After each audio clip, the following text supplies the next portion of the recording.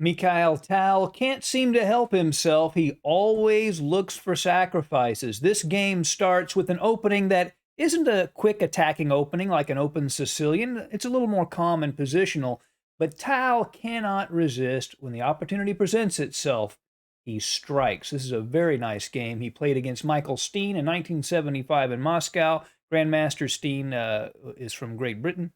So I hope you enjoy the game. This is really a fun, entertaining game. Tal has white. He begins with knight to f3, knight to f6 from Grandmaster Steen, and c4, c5. We have a symmetrical English, usually not the beginning of a bloodbath. But we'll see what happens. Knight to c3, e6. Black is planning to play d5 to get his share of the center.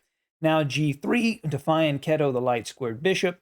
d5, cd5, cd5, and d4. And we have transposed into a mainline Tarrasch defense, which it's usually played d4, d5, c4, e6, then a c5 comes. But basically, black is playing for active pieces. Tal's opponent is playing for active pieces, and white usually tries to play against this isolated pawn at d5. That's how the game usually progresses in a Tarrasch. Knight to c6 from black, putting pressure on d4. Bishop to g2, aiming at that vulnerable d5 pawn. Bishop to e7, castles, castles, and bishop to g5. Tal is trying to pressure the knight that is the primary defender of the d5 pawn so that he can win that pawn later.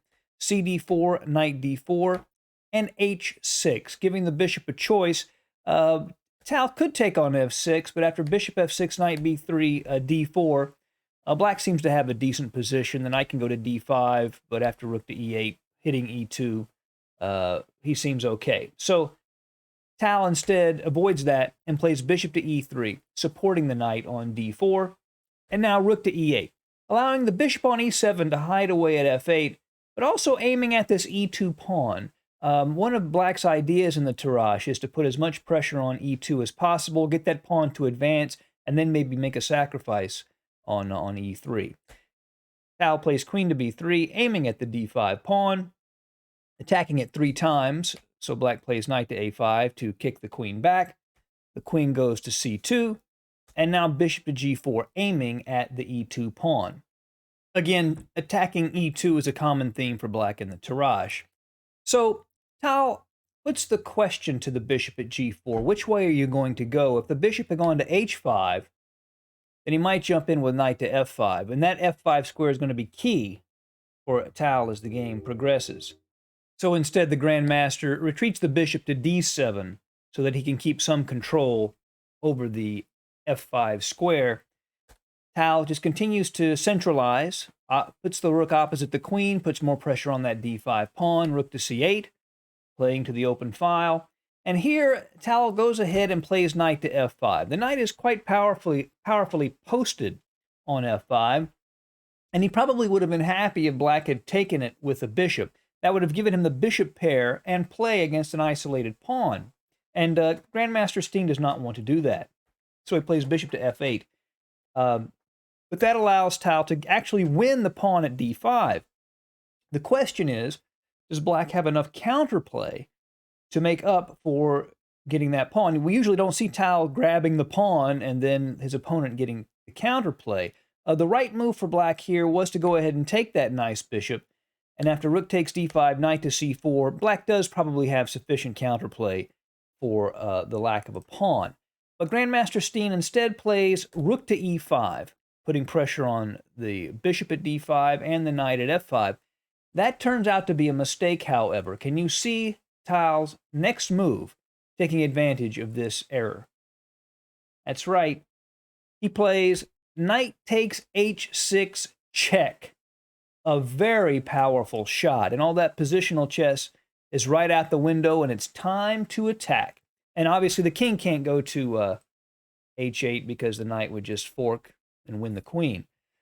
So he has to take it. But then this is the key idea. The queen at c2 goes to g6 with check. It cannot be captured because the f7 pawn is pinned. That's the key to this knight takes h6 sacrifice. The king moved to h8. Well, if he played bishop to g7, that might have been the best approach. But after bishop f7 check, king f8, bishop takes h6, Tal is still winning here.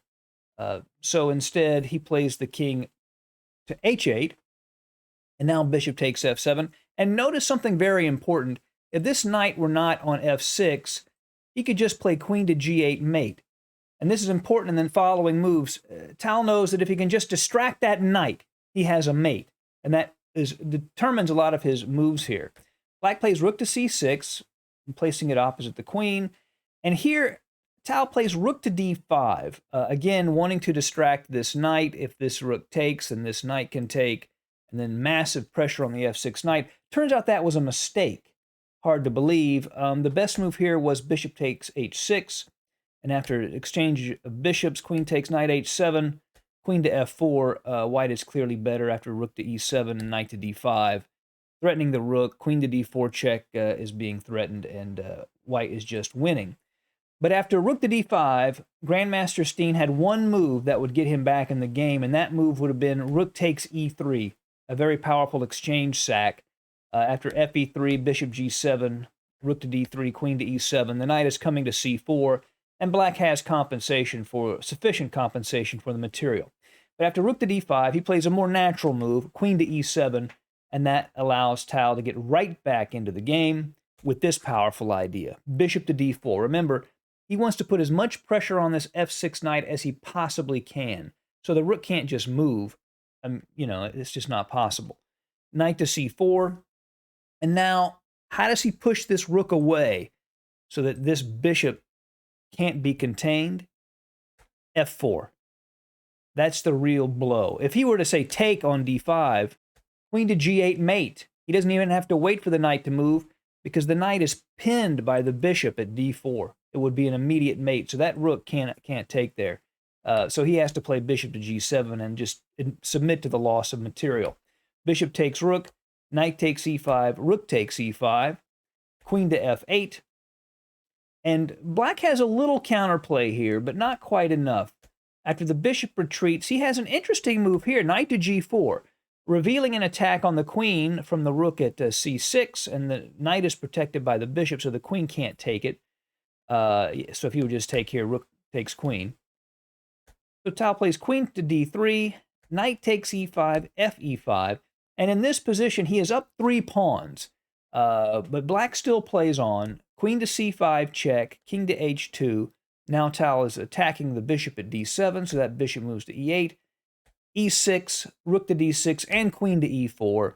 And finally, black did resign. He's down 3 pawns. Tal is a safer king, and this pawn on e6 is an absolute monster. So Grandmaster Steen resigned in this position.